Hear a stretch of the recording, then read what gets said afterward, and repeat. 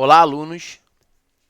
Hoje iremos para o nosso terceiro encontro e falaremos do assunto sobre o capítulo 3, regionalização da Europa, e capítulo 4, sobre o seu espaço econômico. Então, agora falaremos sobre as diferentes regionalizações do continente europeu propostas pela ONU, Organização das Nações Unidas. As diferentes regiões da Europa. Para além da sua divisão política em países, a Europa pode ser dividida de outras formas. Assim, podemos ter uma Europa formada por 5 regiões, segundo a localização geográfica dos países: Europa Ocidental, Europa Oriental, Europa do Norte, Europa Central e Europa do Sul Mediterrânea. A Europa do Norte, também chamada de setentrional em alguns livros. Europa Ocidental. A Ocidental é uma das regiões mais desenvolvidas do planeta. Também um dos lugares com mais fluxos de turistas do mundo. Sua diversidade e beleza atraem pessoas de vários países que têm interesse em conhecer outra cultura e costumes, ou mesmo aprender mais sobre a origem do mundo ocidental. Hoje, a Europa Ocidental concentra o maior desenvolvimento tecnológico, econômico e turístico.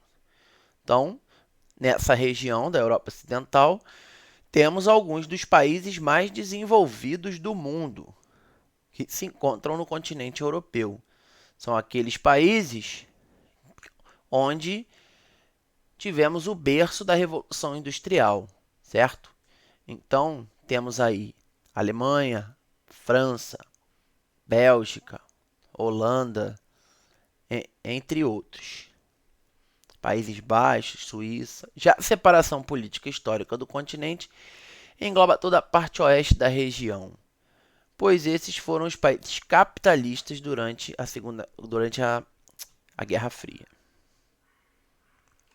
Europa Oriental é uma região geográfica localizada na área leste do continente europeu, em comparação com a parte ocidental. É menos desenvolvida. É importante destacar que esta divisão não é uma unanimidade entre os geógrafos. Muitos adotam critérios históricos, culturais e até políticos para estabelecer a divisão da Europa em oriental e ocidental. Teve aí uma digitação no slide.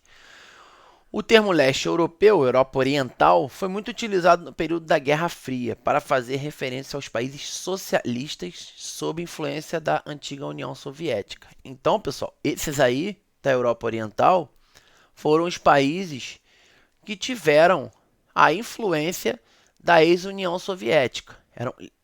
Eram liderados aí por esse bloco, certo? Então, ficaram conhecidos como países do leste europeu. São países que têm um atraso tecnológico muito grande em relação à Europa do Ocidente, devido ao seu desenvolvimento diferente. E hoje em dia eles tentam chegar aos moldes econômicos do restante da Europa. Europa setentrional. O bloco continental do norte, como eu falei anteriormente, é chamado de setentrional. A definição para essa porção de terra, durante muito tempo, recebeu diversas denominações. Porém, o consenso atual aponta para as seguintes regiões como formadoras desta área: Península de Kola, Svalbard, Ilhas Feroe, Åland, Noruega e Suécia, Islândia, Finlândia e Dinamarca. Então, para resumir esse capítulo, nós chamamos esses países de países nórdicos, países das grandes latitudes, ou seja, são alguns dos países mais frios do mundo, certo? Então, olhem aí. Apesar de haver este consenso em relação às áreas formadoras da Europa Setentrional, os únicos países reconhecidos pela divisão de estatística são Suécia, Noruega, Lituânia, Letônia, Dinamarca, Estônia, Finlândia e Islândia. A maioria desses é formadora da União Europeia. Europa Meridional, também conhecida como Europa Mediterrânea, compreende os países situados no sul do continente, como Portugal, que ainda não seja banhado pelo Mediterrâneo, apresenta tais características. E pelos países banhados pelo Mediterrâneo, Espanha, Itália, Grécia e Turquia. Além de vários pequenos países, como Vaticano, São Marino, Mônaco, Malta e Andorra. Também se incluem aqui o arquipélago de Açores, Ilha da Madeira e as Canárias. Essa região da Europa apresenta as seguintes características: berço de muitas das grandes invenções ocidentais, civilidade intelectual, berço da cultura, da música, berço de regras morais da civilização ocidental e clima principalmente subtropical ou mediterrâneo. Então, a gente parar para analisar, né? Os países da Europa meridional, como Portugal e Espanha, eles tiveram muitas colônias mundo afora na época das grandes navegações. Então, grande parte da sua cultura religiosa, a música clássica, as artes, a filosofia, certo? As invenções, elas foram levadas, né, para outros continentes, para outros locais do mundo, perdão, como o continente americano, certo? E o continente africano, onde se situam as antigas colônias destas nações. E Europa Centro-Oriental, composta por países como Bósnia, Kosovo, Moldávia, Macedônia do Norte, entre outros. Essa região, também conhecida como leste europeu, passa por um período muito conturbado de transição ao sistema capitalista. Possui um povoamento muito antigo, sendo fruto da desagregação de antigas nações, como o Império Austro-Húngaro e o Turco Otomano. Ocupa uma região acidentada a nível de relevo, pois situa-se sobre os Alpes Dináricos e os Balcãs. Sua densidade média é de 106 habitantes por quilômetro quadrado. Então, pessoal, o que podemos dizer dessa região é que durante muito tempo, né, e até os dias atuais, existem inúmeras rivalidades dentro dessas áreas, pois um fator físico foi responsável pela divisão desses países. Pelo fato de estarem situados, né, como eu digo aqui, vamos achar aqui, peraí,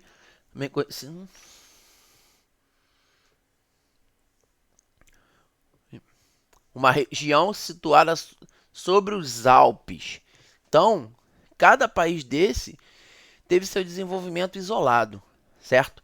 Então, essas populações, elas não tiveram nenhum tipo de integração ao longo dos séculos. Diante disso, houve, né, e acontecem até hoje, inúmeras rivalidades que levaram à desintegração e a guerras étnicas, entre outros problemas dentro dessa localidade. Olha aí o fator natural, né, influenciando no fator geopolítico. Outras regionalizações. Existem várias formas de regionalização. Vamos destacar o IDH, Índice de Desenvolvimento Humano. É uma unidade de medida utilizada para aferir o grau de desenvolvimento de uma determinada sociedade nos quesitos de educação, saúde e renda. O IDH é uma referência numérica, que varia entre 0 e 1. Quanto mais próximo de 0, menor é o indicador para os quesitos de saúde, educação e renda. E mais próximo de 1, melhores são as condições. Certo? Línguas. Outra maneira de regionalizar a Europa é com base em suas características culturais, distinguindo as línguas faladas e religiões. Então, falando do IDH, pode-se dizer que grande maioria dos países europeus, eles possuem um IDH, né, bastante qualitativo, correto? Pois são países desenvolvidos. E Espaço Econômico Europeu, que agora é a matéria referente ao nosso capítulo 4. Países integrantes.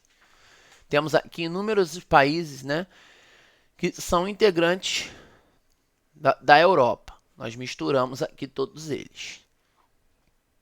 Alemanha, Andorra, Bélgica, Chipre, Dinamarca, Malta, Luxemburgo, muitos desses integrantes da União Europeia, o Bloco Econômico Europeu, que está dentro da zona do euro. Principais características: intensa industrialização, forte urbanização, grande aproveitamento do espaço físico por uma agricultura e pecuária calçadas em bases modernas. Então eles têm uma indústria muito forte, certo? A presença de cidades, pois a maioria da população vive em cidades, certo? O grande aproveitamento do espaço físico para uma agricultura e pecuária calçadas em bases modernas. Diante disso, se a agricultura e a pecuária são calçadas em bases modernas, pode-se dizer que elas têm um emprego de muita tecnologia, precisando cada vez de menos mão de obra. Então, a grande maioria dessas populações foi levada para as cidades ao longo do tempo. A agricultura é muito mecanizada. População. Grande contingente de imigrantes nos últimos anos, refugiados e imigrantes ilegais, procedentes do leste europeu, norte da África e Oriente Médio. A maioria dos países do norte da África foram ex-colônias desses países também, Argélia, entre outros países. Então, muitos desses imigrantes vão em busca de melhores condições de vida no continente europeu. A corrente migratória compensa a baixa taxa de reprodução da população europeia. Estudos da ONU indicam que a Europa precisará de cerca de 160 milhões de imigrantes até 2025 para compensar a estagnação e até mesmo declínio no crescimento demográfico. Então, a gente pensa o quê? A maioria da população europeia ela tem uma baixa taxa de reprodução, uma baixa taxa de natalidade, correto? Então, ela precisa de reposição de pessoas. Então, os imigrantes, apesar de hoje estarem crescendo os movimentos contra imigrantes na Europa, né, eles são necessários para a economia desses países. A mão de obra constituída de imigrantes é usada em trabalhos rejeitados pela população local, como a colheita nos campos, a construção civil, empregos domésticos e não qualificados. Há uma forte demanda por profissionais qualificados para atender o crescimento da indústria de alta tecnologia. Então aí nós temos duas diferenças, né? O imigrante ele é muito requisitado em serviços menos qualificados, que exigem menos qualificação. O europeu mesmo, ele só vai fazer os serviços que exigem qualificação e vão atender o crescimento da indústria de ponta, de alta tecnologia, da revolução técnico-científica informacional. Então, o que acontece aí? Diante disso, há um descontentamento na população na população da Europa Ocidental, né? Receio da perda de empregos e a queda do padrão de vida, sentimentos xenofóbicos, crescimento da direita favorável à contenção da imigração, a extrema direita, pois os europeus, eles, como acho que em qualquer localidade do mundo onde há imigração, eles têm o receio de perder empregos, certo? E aumenta-se esses sentimentos. A gente coloca aqui Europa Ocidental, pois são os países que recebem esses imigrantes. Os países mais ricos, de economia maior, aonde se endurece esses regimes, esses sentimentos hoje em dia. Evolução. Berço da Revolução Industrial. As áreas mais desenvolvidas dessa região ficam localizadas em suas porções ocidental e central. Nas últimas décadas, expansão dos serviços, diferença de desenvolvimento entre a Europa Ocidental e os países do antigo bloco comunista, leste da Europa, o leste europeu, a Europa Oriental. Por quê? Porque os países do bloco capitalista sempre se desenvolveram mais e foram mais ricos. houve um atraso econômico dos países do leste europeu ao longo do tempo. França, região mais desenvolvida. Paris é sua capital, além de Nantes, Bordeaux e Toulouse. Alta intervenção estatal na economia. O que é isso? Alta intervenção do Estado, certo? O Estado participa com investimentos financeiros, capitais dentro da economia. Tecnologia de ponta, revolução técnico-científica e informacional, muito emprego de tecnologia na indústria e também uma grande indústria de armamentos. Alemanha, principal região industrial da Europa Ocidental. Tem os vales do rio Ruhr e Reno, com suas jazidas de minério de ferro e carvão, certo? Que foram primordiais para o desenvolvimento da revolução industrial nesse continente. Tem alto grau de modernização e faz parte da quarta potência mundial depois dos Estados Unidos, China e Japão, certo? Esses dois rios são um dos principais rios do continente europeu. Benelux, a associação criada em 1944 para trocas comerciais entre Países Baixos, né, Bélgica e Luxemburgo. Atividade industrial e portos de extrema importância. União Europeia, histórico da UE.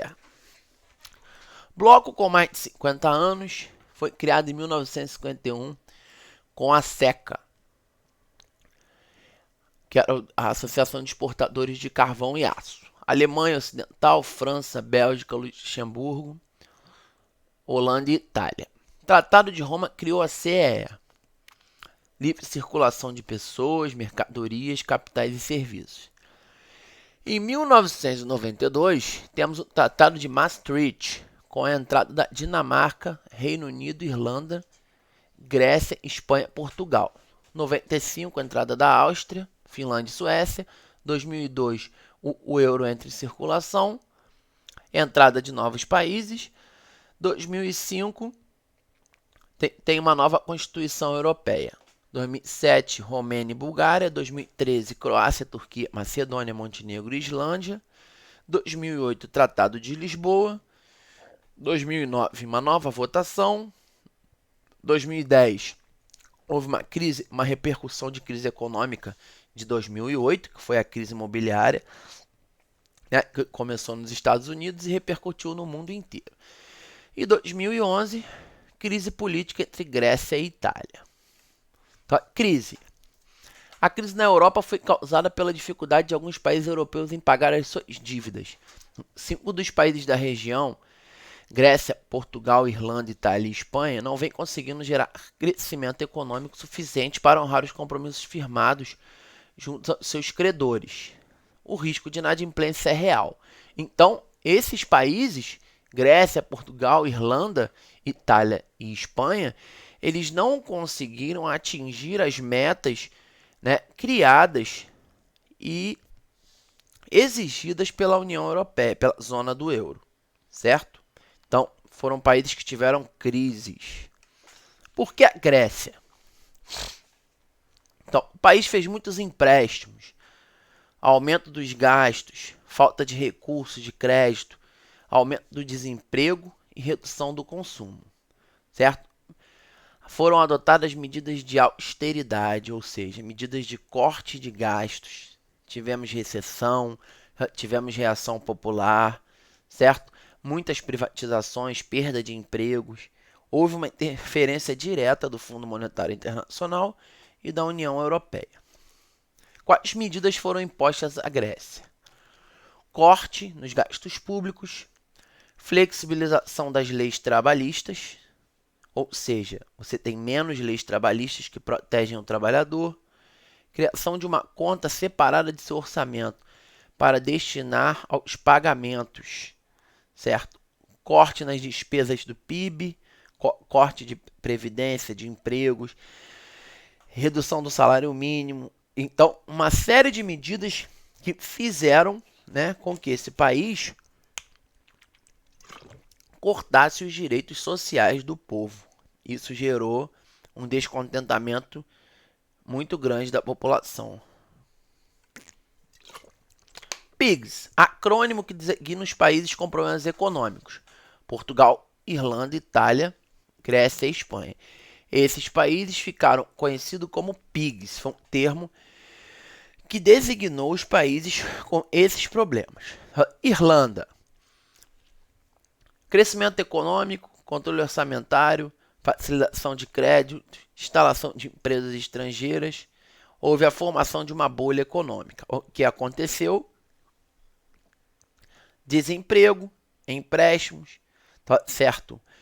Aumento do déficit do orçamento, rombo nos orçamentos e foi uma grande crise desencadeada na Irlanda. E Espanha, também déficit, desemprego, medidas de austeridade. Em Portugal, mais ou menos é igual a situação. Medidas. 2011, pacto fiscal proposto pela Alemanha, rejeitado pelos Estados Unidos. Aumento do poder da Comissão Europeia no controle das contas dos países. Dívida pública, 10 trilhões de euros. Imigração na Europa. Acordo de Schengen, 97. Irlanda e Reino Unido não fazem parte. Fora da UE, Suíça, Noruega, Islândia e Liechtenstein fazem parte do acordo. Romênia, Bulgária e Chipre não foram aceitos no acordo. Dinamarca reforçou o controle de suas fronteiras.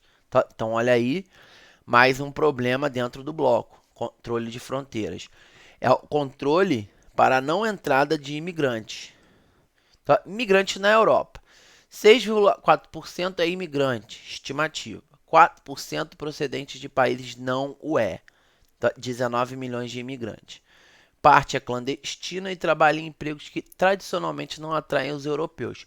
Então, a maioria desses imigrantes vem de países que não estão dentro do bloco econômico, dentro da União Europeia. A população.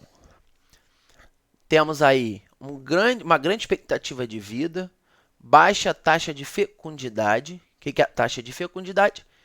É o número de filhos por mulher. 1,59 filhos por mulher. Um envelhecimento da população e uma grande necessidade de imigrantes, certo? Que modificou-se pela crise. Desemprego de 10%. Itália e França reforçam o controle de suas fronteiras. Então você sempre vê, né, que a todo momento há um rígido e um novo controle dessas fronteiras. Protestos. Por quê?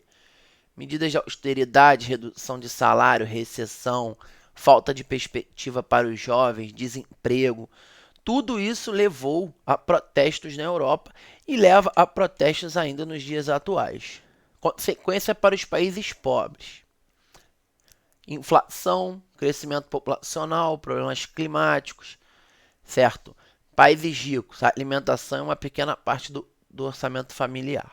Países pobres, exemplo, África subsaariana, 70% dos rendimentos.